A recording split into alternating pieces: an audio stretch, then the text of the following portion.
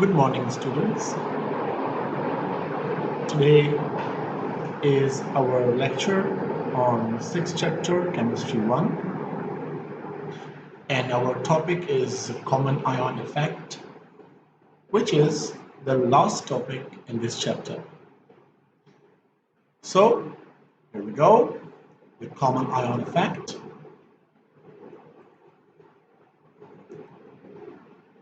Before I tell you the introduction or definition of common ion effect, I will take you to the bottom of this topic and then we will come up to understand this topic. All right? Now, I want you to look at this equation, this one. You see that? What is this equation? Okay, can you see that? This equation is telling us the ionization of acetic acid.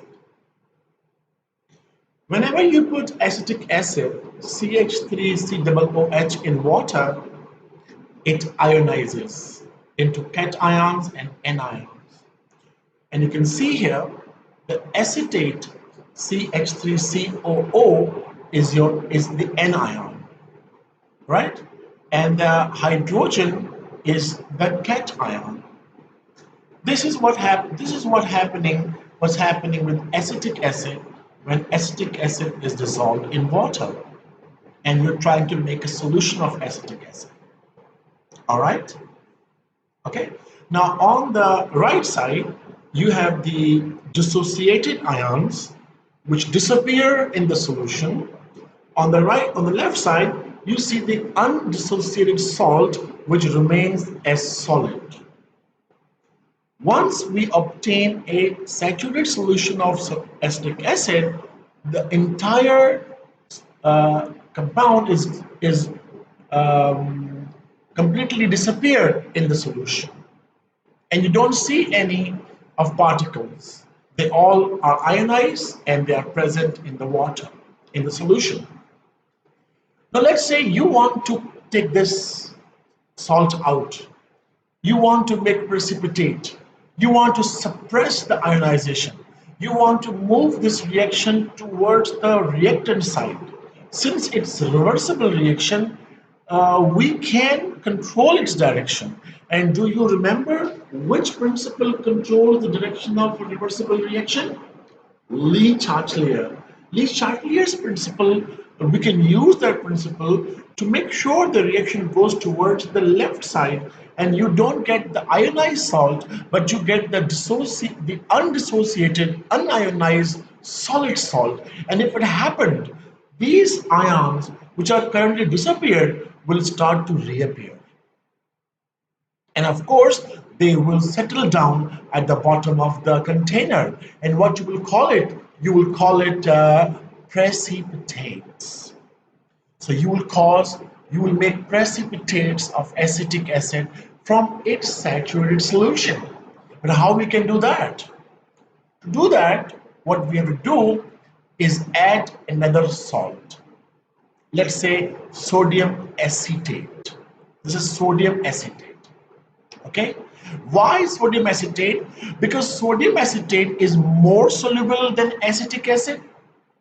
Solution is, however, saturated with acetic acid, but since sodium acetate has a greater solubility product, so we can add more sodium acetate in the solution. Okay, and what happens that sodium acetate contains an ion, especially anion, which is same as that of the acetic acid. Look at the screen. You will see this one. Acetate ion are also present in sodium acetate and they were present also in acetic acid. Difference is that acetic acid is less soluble and sodium acetate is more soluble. Okay. Now, when the concentration of acetate ions will increase on the right side, What's going to happen? What does Lee-Chatelier's principle tells you? That when you increase the concentration of anything on left side, to which direction the reaction goes? Right.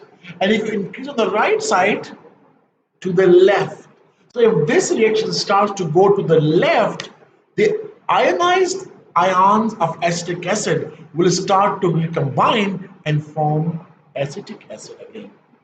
And it will make particles which will set down on the base of the container and you will cause the precipitation. Now, why will you do that? You need this in laboratory sometimes and you need this in industry sometimes.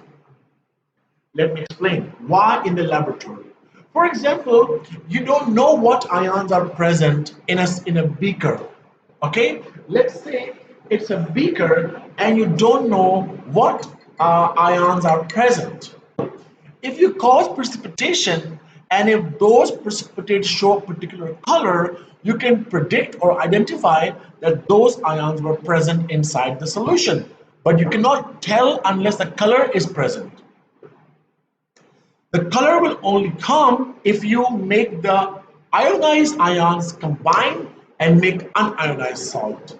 So in the laboratory, we use this process. We add a second electrolyte, okay?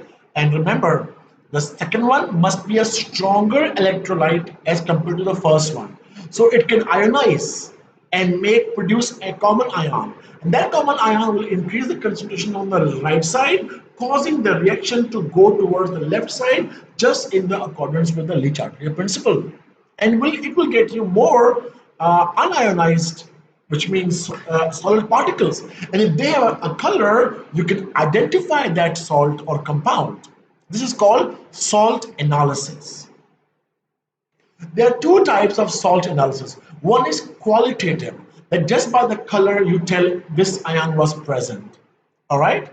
You or me as a chemist, if they give us a beaker of solution and they ask us what ions are present, we can add another salt and let's see if they make precipitates or not. If you will add, okay, the second salt and there is no precipitate, it means that ion was not present.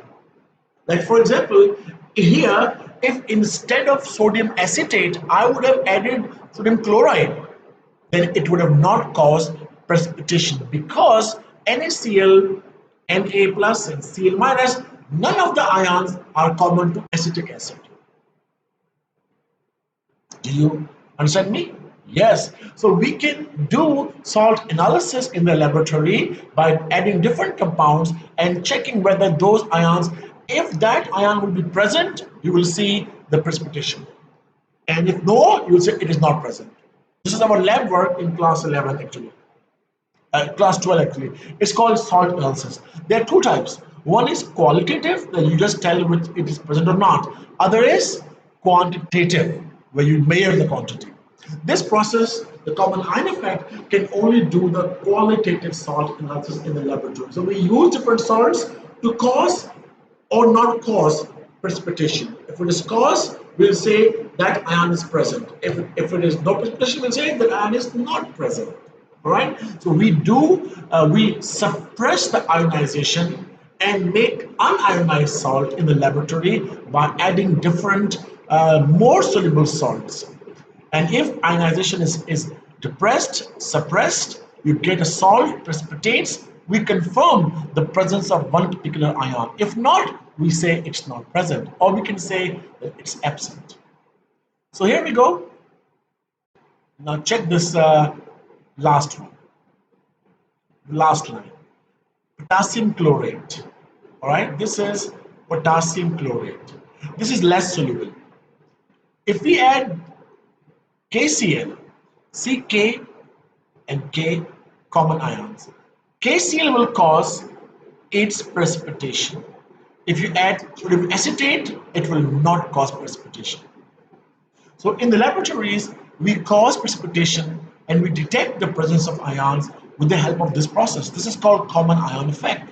The common ion effect is the process in which we suppress solubility of a less soluble salt by adding another salt which is more soluble and must have at least one common ion, whether a cation or anion. Okay. Now, once I explained to you guys what is common ion effect, now let's go back and see step by step from the beginning. Okay. We will see now step by step what is common ion effect. So here we go. Common ion effect introduction. What is common ion effect? Common ion effect basically is used to describe the behavior of solution in which the same ion is produced by how many salts? Two different salts. One salt is more soluble, one salt is less soluble. Now you will tell me which salt is precipitated. The less soluble. The more soluble provides the common ion, and the less soluble, because it is less soluble, it will quickly move towards the left side and give you precipitates. This will only happen if the second salt has at least one common ion. That's why the name of the effect is called common ion effect. Now, when a salt is added to a solution that already contains one of its ions, if you add salt A is present in the beaker, you take salt B, and if salt B has at least one ion common to it, what's going to happen? Its solubility is decreased. Okay? And the sparingly soluble, which means the less soluble, it is what? Forced to precipitate. If you can read this line, forced to precipitate. The sparingly soluble salt is forced to precipitate, or it appears as insoluble salt. All right. So I hope the first line is clear. What is common ion effect? Common ion effect is the study of behavior of a solution which contains two salts, which having similar ions. Okay, and how the solution behaves once we add another salt with common ion. All right. So I told you this process is used in many ways in laboratories. I told you about qualitative analysis of different salts. And industry, yes. Like for example, you want to increase the quantity of one salt and decrease the other. Industry, I repeat for you, you purchase soap, hand sanitizers, shampoos, everything that you buy from your grocery store or medical store is basically solution of certain compounds, certain ions. By this method, you can control, increase or decrease some ions. Like you can, if you think that if you make me Lux soap, okay, and for example, if there's an excess NaOH, it might cause a burning effect or dryness in the skin. You want to you want to suppress the NaOH and decrease the amount of NaOH from your soap. You need to add NaCl, okay, common ion. So it is used in the industry and also in the laboratory. In the laboratory for analysis of salts, what is analysis? Kind of substance present in a given solution. Suppose you give me a tablet and you ask me what compounds are in the tablet. And now what I will do, I will add different salts. I will try add 10 salts. And if on number 7 salt they cause precipitation, then if the number 7 salt is an acetate compound, your given sample also contain that acetate ion. So analysis in the laboratories and quality control in the industries. Definition. All right. The decrease in the solubility, which means if you decrease the solubility of a salt, it will be precipitated or causing precipitation of a salt in a solution that already contains an ion common to that salt is called common ion effect. It is only possible if the first salt contains a common ion to the second salt. Or you can say the lowering of degree of ionization of a weak electrolyte by adding a strong electrolyte of having a common ion, right? That is called common ion effect. It will cause it will suppress the ionization or solubility of the less soluble salt and make it what? Precipitates. And by the colors we can detect if the compound is what. So now let's see. Let's move further here. Suppose we have AgCl. Now silver chloride is of course less soluble salt. It's a weak electrolyte. Okay. Once it is dissolved in water, let's say it ionizes and forms Ag plus and Cl minus ion. Suppose this equation represents a saturation. The whole AgCl is dissolved in the water, making the Cl with blue color. I have a purpose to it. And you can guess what. Now, if you add NaCl, and you know NaCl has a greater solubility, more KSP than AgCl, NaCl will also ionize and dissolve. So if NaCl had less KSP, the NaCl wouldn't dissolve, wouldn't ionize. Since its KSP is more, it will ionize and provide Na plus and Cl minus ion. But the magic will be done by the Cl minus ions because AgCl has Cl, NaCl has Cl. This is your common ion. This, guys, is your common ion, and the increase of this common ion concentration on this side, according to Le Chatelier's principle, forces equilibrium towards the left side. The addition of the strong electrolyte NaCl will increase the concentration of Cl minus ion, as it's the common ion of the two salts, right? And according to Le Chatelier's principle, when the concentration of a substance is increased on one side, equilibrium shifts away from that side. If you are increasing Cl minus ions, what's going to happen? The direction will go towards the AgCl undissociated, and once it forms, it will appear inside the beaker as crystals, and you will see that it is present. And if it has some color, you can identify it as well.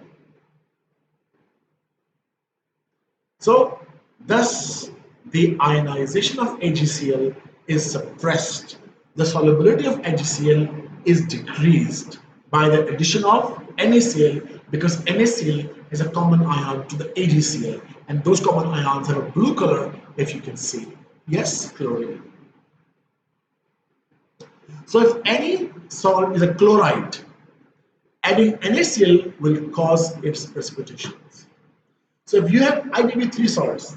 Let's say I know I have three salts. I have fluorides, I have chlorides, I have nitrates, and I don't tell you, and I tell you this. Tell me which salt is inside it. What you will do? You will try to add a nitrate, no precipitates. You will say no, nitrates is not present.